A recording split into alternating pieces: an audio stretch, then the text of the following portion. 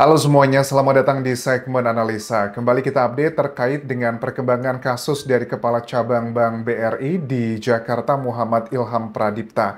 Salah satu poin sekarang yang sudah menjadi pertanyaan masyarakat adalah begini, dari pihak penyidikan sudah menangkap nih ada 4 orang tersangka dan profesinya juga sudah ketahuan. Bahkan juga pada saat dilakukan penggerebekan di salah satu jalan di Jakarta, di mana tempat tinggal mereka, ada salah satu barang bukti yang disita terkait dengan uang. Yakni adalah dari salah satu penculik, istrinya mengaku bahwa di hari itu dia baru aja dikasih uang sekitar 8 juta rupiah dari suaminya. Dan suaminya adalah salah satu pelakunya. Dan kita pengen tahu berapa uang yang sebenarnya didapatkan dari para tersangka ini yang diberikan oleh para dalang dan juga mungkin eksekutornya. Karena sampai saat ini peranan mereka tuh cuma bagian yang melakukan penculikan aja teman-teman. Nah, salah satu hal yang juga mendapatkan perhatian masyarakat terkait dengan detail-detail yang sekarang itu sudah mulai muncul ke masyarakat dan netizen tuh bertanya-tanya, ini Pak penyidiknya tidak melakukan interogasi kah terhadap para tersangkanya? Aku yakin pasti sudah dilakukan. Tetapi kenapa kok sampai sekarang masih belum ada penangkapan dalang dan juga eksekutornya kalau mereka orang berbeda. Dalang dan juga eksekutor ini bisa aja jadi orang yang sama. Aku yakin ada beberapa indikasi kalau seandainya dari pihak penyidik kesulitan untuk menangkap siapakah yang menyuruh mereka. Pertama, dugaannya adalah komunikasi antara si dalang dengan para eksekutor yang melakukan penculikan itu tidak dilakukan secara langsung. Mungkin ini ya, kalau kita lihat dari profesi para tersangka ini, ada beberapa media yang mengatakan bahwa keempat-empatnya itu adalah debt collector. Ada inisial AT, RS, dan juga RAH, serta RW, itu semuanya adalah profesinya sebagai debt collector. Tapi di majalah Tempo mengatakan bahwa hanya satu yang berprofesi sebagai debt collector. Tapi menurut aku sih ya, tanpa bermaksud melihat tipikalnya, biasanya kan karena, mohon maaf di Jakarta itu bahwa profesi-profesi yang seperti itu banyak didominasi oleh saudara-saudara kita yang memang berasal dari sana begitu, tanpa bermaksud untuk rasis ya teman-teman. Cuma ini kan menjadi salah satu common sense ya, dan itu bukanlah hal yang aneh. Menurut aku pekerjaan apapun itu boleh-boleh aja kok asal dijalankan dengan benar. Tetapi kan kalau pekerjaan untuk menculik orang menurut aku tuh bukan pekerjaan yang benar. Dan kalian juga harus tahu bahwa mereka ini tinggalnya di tempat yang sama di Jalan Johar Baru 3, nomor 42 Jakarta Barat. Dan keterangan penyidik adalah mereka tinggal di situ berdasarkan saksi warga dan juga ketua RT yang bilang bahwa mereka laporan kok pada saat pindah ke situ ada komunikasi. Dikatakan bahwa mereka itu baru tinggal sekitar 2 bulanan, tetapi rumah yang ditempatin tersebut sedang dalam proses sengketa rumahnya. Nah, ini juga bisa menjadi petunjuk sebenarnya untuk penyidik, apakah tempat tinggal rumah sengketa tersebut bisa ditinggali oleh mereka pure hanya masalah kayak penyewa dan juga mau yang pemiliknya, atau ada unsur-unsur yang lainnya. Sebagian masyarakat tuh curiga, jangan-jangan korban Muhammad Ilham Pradipta ini sudah diintai bukan cuma sehari sebelumnya, tetapi sudah berbulan-bulan sebelumnya. Karena kan kita ketahui ya, keterangan terbaru dari sejumlah media bahwa beberapa saksi mata di sekitar tempat kantornya Ilham di kawasan Jakarta tersebut bahwa ada pria yang kekar mengamati dan juga mengawasi bank tersebut yang nampak nongkrong di salah satu toko, bahkan juga warteg yang berpapasan atau berseberangan langsung dengan Bank BRI tersebut, itu kan sehari sebelum kejadian. Apakah itu adalah bagian dari para pelaku? Sepertinya adalah iya, karena kan ada keterangan dari salah satu saksi yang bernama Asep ya, yang merupakan penjaga parkir di sana bilang bahwa ada 3 mobil tuh yang saat itu mobilnya MPV, salah satunya juga yang terlihat dalam CCTV. Nah, kemudian juga teman-teman terkait dengan kronologinya. Ini kronologinya sebenarnya itu jam berapa sih? Karena kan ada keterangan juga dari salah satu penjaga keamanan atau satpam di tempat Muhammad Ilham Pradipta bekerja, bahwa Ilham ini sempat bilang ke salah satu karyawannya atau rekan kerjanya bahwa di hari itu, hari Rabu 20 Agustus 2025 adalah momen penculikannya teman-teman. Itu kan nitip pesan bahwa nanti tolong dibelikan makanan. Dan ternyata aku cek dari media misalnya Metro TV yang mendapatkan data bahwa Ilham itu sampai di tempat swalayan di Pasar Bo Jakarta Timur tersebut itu rapatnya mulai pukul 14.20 sampai 16.30 dan 16.49 pada saat dia masuk ke mobil ke area parkir terjadinya penculikan tersebut. Kemudian di hari berikutnya pukul 05.30 warga menemukan Ilham dengan kondisi yang sudah tidak bernafas. Tangan dan kakinya terikat dan terikatnya itu menggunakan lakban. Ini adalah keterangan dari saksi mata yang pertama kali melihat, plus juga dengan matanya ditutup juga dengan lakban hitam di situ.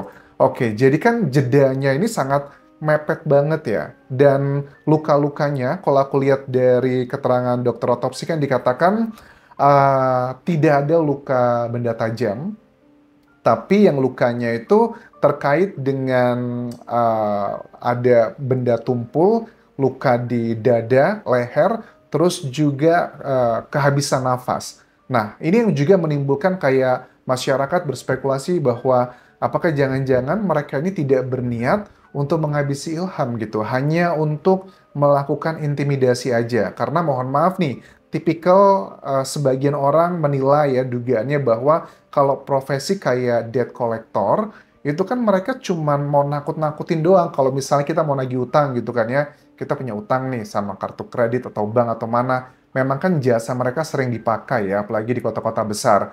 Tujuannya kan buat menakut-nakuti agar kamu segera bayar utangnya gitu. Nah, tetapi untuk case ini apakah juga sama? Sebenarnya cuman ditakut-takutin aja.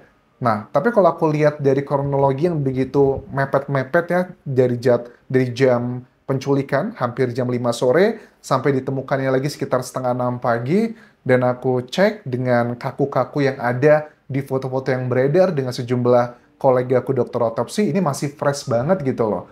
Jadi kemungkinan besar itu baru aja sudah nggak bernafas. Mungkin waktu sudah dia berpulang, tidak lagi di dunia ini Ilham, sekitar jam 4 atau jam 5 pagi. Jadi masih fresh banget atau bahkan jam 3 lah. Jaraknya mungkin antara 2 sampai 5 jam sebelum ditemukan. Kurang lebih adalah seperti itu. Jadi apakah beneran ini mereka cuman hanya ditakut-takutin tetapi korban Ilham tidak mau melakukan hal yang diminta karena kan tidak ada luka-luka senjata tajam di situ. Ya, ini mungkin-mungkin aja. Cuman kalau aku ngelihat dari kronologi semua ini sih kayaknya agak kecil kemungkinan ya teman-teman. Sepertinya memang sudah niat untuk dihabisi. Karena dengan sebegitu rapihnya, kalau memang tujuannya agar dia tidak melakukan sebuah kebijakan yang merugikan dugaannya terkait dengan fraud atau mungkin kredit yang palsu, yang bohong-bohongan, yang katanya nilainya belasan miliar rupiah, apakah bisa seperti itu? Kayaknya nggak mungkin. Karena apa? Level kepala cabang pembantu itu kan bukan level yang tertinggi, apalagi sebuah bank yang salah satu bank terbesar di Indonesia. Kalau untuk angka kredit yang sudah belasan miliar, itu juga butuh tanda tangan dan butuh approval nggak cuma sampai level kepala cabang. Kalau nilainya mungkin cuma beberapa ratus juta kayaknya masih oke lah. Tapi kalau sudah belasan miliar, di zaman sulit seperti ini kayaknya nggak mungkin sih. Nah, di sisi lain pun juga sama nih ya. Ada salah satu hal yang kita juga sudah menduga ini sudah diikuti dari atau sudah dibaca polanya, ketahuan siapa orang dalam yang ngasih tahu bahwa Ilham ini akan rapat di tempat tersebut di mana terjadi penculikan. Ini kan 14.20 sampai 16.30 kok dia bisa tahu gitu loh di sana dia mengikuti. Berarti memang keterangan dari sejumlah saksi peristiwa, salah satunya adalah penjaga parkir memang masuk akal, sudah dibuntuti dari sehari sebelumnya. Dan aku yakin juga sepertinya juga dari orang dalam dugaannya ada juga yang ngasih informasi kan dia bisa tahu gitu parkirnya di mana, kemudian selesainya jam berapa, dan begitu detail banget. Nah, ada salah satu statement dari netizen juga sekarang nih yang kayak curiga gitu loh. Curiga terkait dengan ekspresi dari istrinya almarhum gitu. Kenapa? Ada yang menduga bahwa ya istri korban itu ekspresinya kok biasa aja, Anjas, nggak begitu sedih. Masa sih, kita tahu lah banyak case ya terjadi kasus yang seperti ini, ternyata kan pelakunya orang dekat. Tapi apakah istrinya yang dicurigai sebagian netizen itu masuk akal? Sebelum kita bahas, coba kita lihat cuplikannya pada saat setelah selesai pemakaman. Ini 48 jam setelah peristiwa lah, sebelum 48 jam. Jadi masih baru banget. Dan menurutku yang diekspresikan dari istrinya cukup natural sebenarnya. Tapi kok netizen berekspektasi pengen lebih histeris mungkin nangisnya, ini disampaikan. Cepet nangkep pelaku, terus ketahuan motifnya apa, otaknya apa, karena kan selama ini kita masih bertanya-tanya kenapa bisa suami saya yang kata orangnya baik kok bisa diperlakukan tidak baik gitu. Harapan saya ketika pelaku udah ketemu dihukum setimpal seberat-beratnya, karena suami saya orang baik tapi diperlakukan dengan cara tidak baik sampai kehilangan nyawanya. Oke, tidak ada hal yang mencurigakan ya kalau dari segi ekspresi, karena kan tidak semua orang itu ekspresif untuk menunjukkan rasa sedihnya. Mungkin harapannya yang histeris teriak-teriak. Aku lihat memang nggak seperti itu, nggak semua orang juga harus menunjukkan yang seperti itu. Justru malah ada banyak case di Indonesia ya, kasus-kasus yang terkait dengan dihabisi seperti ini, pasangannya itu begitu histeris banget, sampai nggak bisa diajak ngomong, nangis di wawancara, ternyata malah dia adalah dari bagian pelakunya. Jadi kita nggak bisa menilai hanya berdasarkan ekspresi seperti itu. Aku tahu kita punya insting, tapi kalau aku lihat dari ekspresi dan juga ucapannya, hal wajar-wajar aja. Kecuali memang nanti ada temuan yang mengarah ke orang dekat. Ya memang pada umumnya, kalau sudah kasus seperti ini ya, yang dihabisi itu kan memang pada umumnya terkait dengan masalah orang dekat. Tapi kan orang dekat ini juga subjektif ya, dekat secara fisik, dekat secara hati, atau dekat seperti apa. Jadi I don't think so teman-teman kalau ini dihubungkan hanya masalah karena ekspresi aja. Nah, kemudian juga terkait dengan rumah sengketa. Nah, rumah sengketa ini miliknya siapa ya? Dan bagaimana para tersangka bisa tinggal di situ bersama-sama? Dan berapa uang yang didapatkan, menurut aku bisa ditelusuri lebih dalam, dan dugaanku sangat kuat, sepertinya transaksi antara pelaku eksekutornya dengan dalangnya, ini mereka si dalangnya ini sudah tahu banget bagaimana untuk menutupi dirinya kalau seandainya ketahuan.